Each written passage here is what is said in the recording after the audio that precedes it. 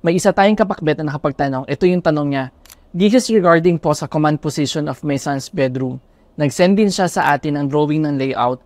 Doon sa layout niya mga kapakbet, mapapansin natin ang pwesto ng pinto, kama, toilet, closet at study table.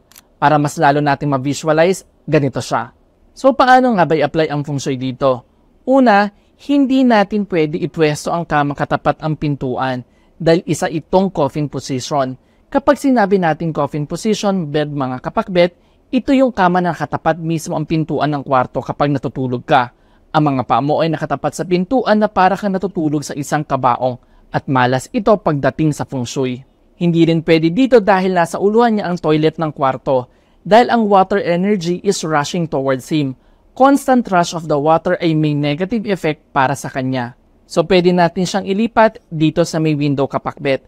Pero akala ko ba sabi mo bawal ang kama sa ilalim ng window? Sa case ni client, may nakanote na may window blind so meron na itong support. Lagyan na lang ng solid headboard ang kama kung wala. By this position, kita mo ang buong kwarto at ang pintuan mo. So next, saan natin ipopwesto ang study table niya? Mas maganda na dapat alam natin ang kuha number to enhance his study luck. Next question, ano ang kuha number o life kuha number?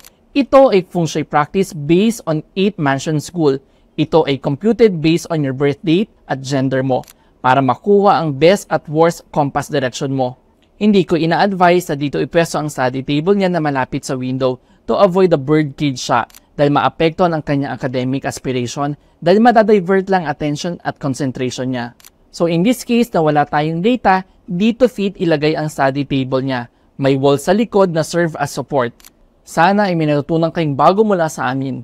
Master Michael here, simplifying feng shui for everyone. Michael De Mesa, Feng Shui Extravaganza, Year of the Wood Snake 2025, January 25, 2025, Saturday, Bayanihan Center, Pioneer Street, Capitolio, Pasig City.